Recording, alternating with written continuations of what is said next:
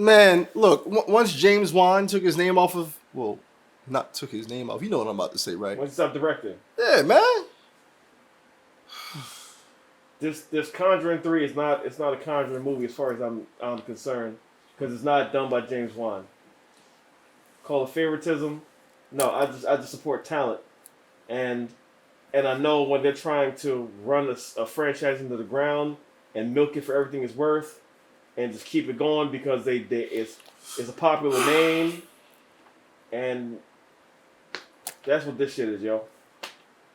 Conjuring 3 is not an actual Conjuring movie, and just by the thumbnail that I see, I'm like, they ruin everything. You have somebody direct a very beautiful and scary movie that we love, right? Next thing you know, you tell your mans, yo, you can take over. Just slap my name on it somewhere. I mean, that's not what he did though. That's people like, we want to keep it going. Like he's like, I'm doing other things right now. Can we just put your name on it? All right, whatever. If they even ask him, because I don't even know if they asked him to do that, because they put his name on as a producer on Annabelle 1. He had nothing to do with that. They're like, we gotta continue this shit some kind of way. Annabelle. It's produced by James Wan. See. His name is on it, so it's gonna be scary like his own shit. So come see it. You go in there and see his name is Annabelle. Annalise. I'm like, yo, what the fuck is going on? Like, what is happening? So, I don't have high hopes for this movie. I'm gonna be completely honest. Full transparency. I think it's gonna be dog shit. It would be nice if I'm wrong. If I'm wrong, that's great. Of course, I would love to be wrong. Of course, it'd be nice, but okay. So who's directing it? I'll be able to tell you right off back if it's going to be. From what I hear, it's the dude that did Curse of La Llorona, or Curse of La Llorona, however you say it. Oh, okay. This is not The Conjuring. This is The Contour.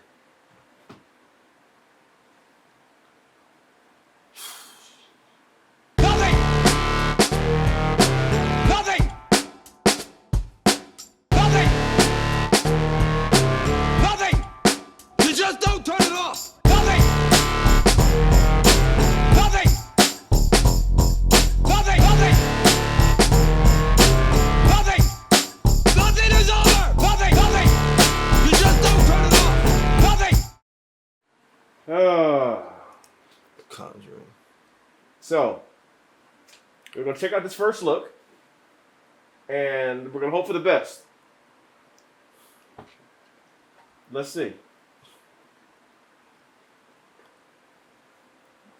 We know there are other stories to tell, but we've never felt the pressure to push them out there until we feel like there is a great story to tell and that we have something that, again, will be a worthy entrance. But do you, though? Conjuring universe. I'd like you all to sit quiet. Universe. Stop milking the shit. Damn. I really wanted Conjuring 3 to get away from the haunted house setup of the first two Conjuring films. It should be more on a whole different level, something that we've never explored before in the Conjuring world. Well, okay, when James Wan is here. A new story grounded in the feel of Conjuring movies, but we wanted to make sure we were telling a brand new story. And we think the Arne Johnson story was something that really deserved a much closer look. Okay, low budget Hugh Jackman. As I got to the bottom of the stairs and I went to open the door, I don't remember Hugh Jackman. from that point. The next thing I know, I was in a jail cell. And I said, what's going on here? And they say, well, you're being charged for murder. I said, what are you talking about? The trial of Arne Cheyenne Johnson. This was an internationally renowned case, which was the first time in the history of law in the United States that... That demonic possession was used as a reason for committing manslaughter. Do you think you'll be able to prove the existence of the devil in court? Truth doesn't require anyone to believe in it. You're in for a much different ride than you've been on in other Conjuring films. What's the point of a sequel if you can't outshine That part was... and outstory and out-heart the previous films? It just requires you to bring your A-plus game. When I was working with Michael Shabs on La Llorona, I saw a filmmaker that really gets these kind of films. It's bittersweet for me to pass the baton on. And action! but it's good to get a fresh take on where we can take the Conjuring universe. We're offering something very special with these films, and I think that's one of the reasons people keep coming back. The final reason, of course, is that people love to be scared. I don't know that anybody has crafted or created better scare sequences than James Wan, David Sandberg, Exactly. Gary Dauberman, Corin Hardy, John Leonetti, Michael Shavs. Guys, we're making Conjuring 3. It's gonna be awesome. These are all people It better who really be. know what they're doing, and they do an incredible job crafting new and original scare sequences. That's really what people come back to see.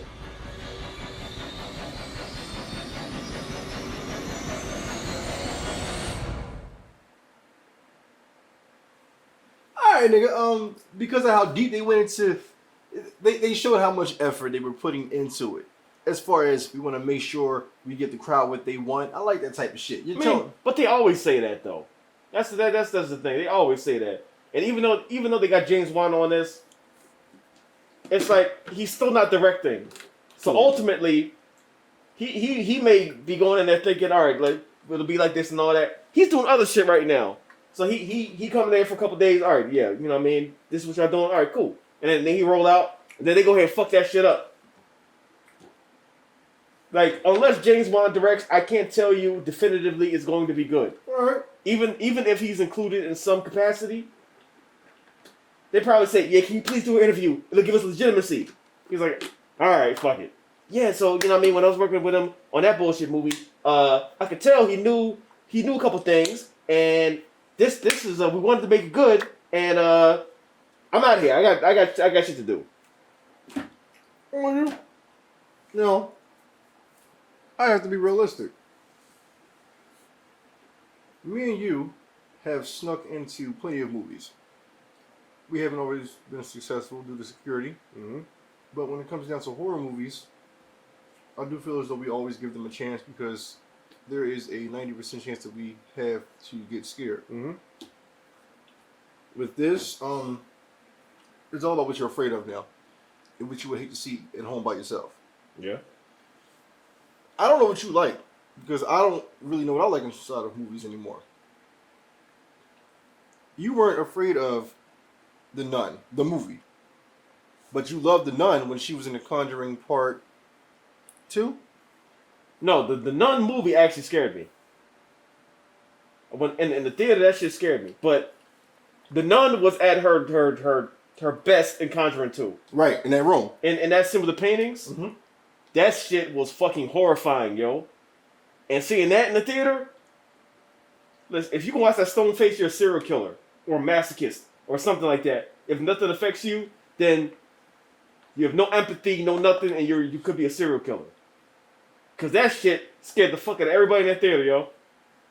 Like just walking and then going from painting to painting and all that and everything that led up to that. Like nobody knows. Well, she was locked in that room. I can't say nobody, but James Wan is a master at building suspension, building tension, like ramping up and increasing that tension, and not hitting you with the jump scare.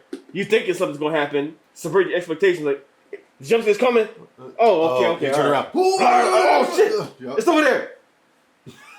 Oh, it's here. Oh no, we're good. Smack it back of the head. We're fine. We're all good to go. Boom. No, you ain't.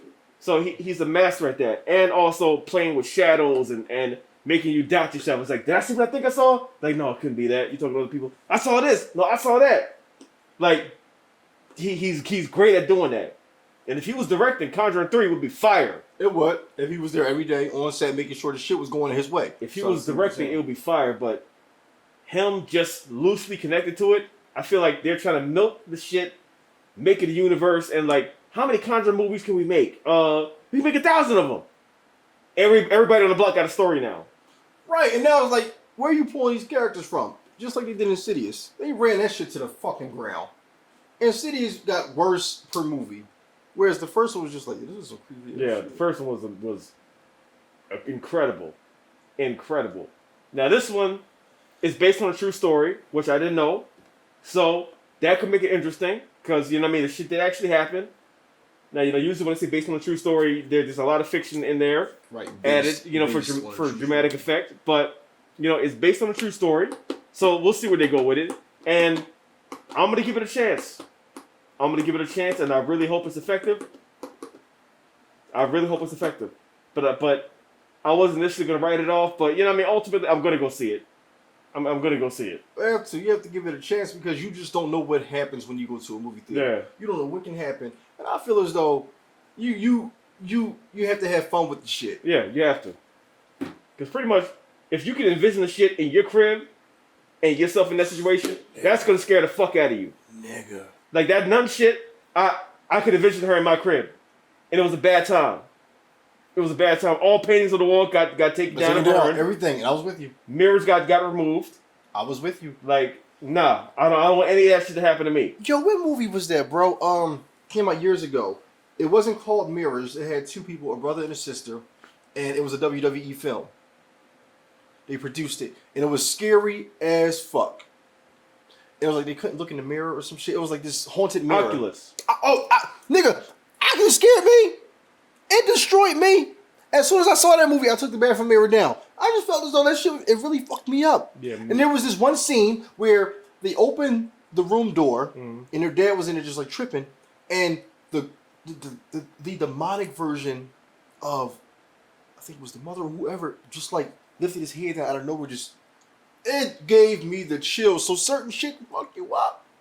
If you can envision that shit, that makes it scary. That makes you, that it sells the movie for you because it legitimizes it and makes it even if it's an unbelievable situation. If you can envision that shit, Right. and if you can put yourself in that scenario, it scares the fuck out of you. But that's why James Wan is the best because he puts you. We all know how it is. You're in the house by yourself. Yeah. And you think about, damn, what was that? You hear shit, you see shit. He plays with that fear and enhances it, and it's like it could be this, it could be that. Could be that. Ultimately, it was that the whole time. Yeah. And then you sit there at your crib doing 360s like, You, nigga. God forbid you got a mouse in your house. You listen.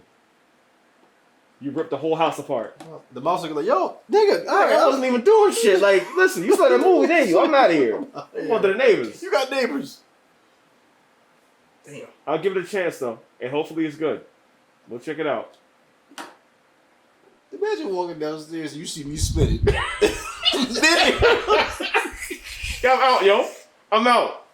I'm spinning. Nigga, help. Like, if you spinning, I'm out, yo. It's too late. It's too late with compromise. It's too late. If you swinging in the house, it's too late. I'm gone. I'm just picturing the whole scenario. You on your way out the door. You come down the stairs. And you know you can see over the banister. All you see is my leg. As I see your sneakers, just do this. It's too late, yo. It's like, I'm out. Dog, help me, nigga. Nope. I'm out. Whatever's close, whether it's the window or the door, I'm out that motherfucker, yo. You come back home still spinning. Like, niggas say funny will help me. Like, You just mad, just like you gonna just leave me here, nigga? I'm dizzy.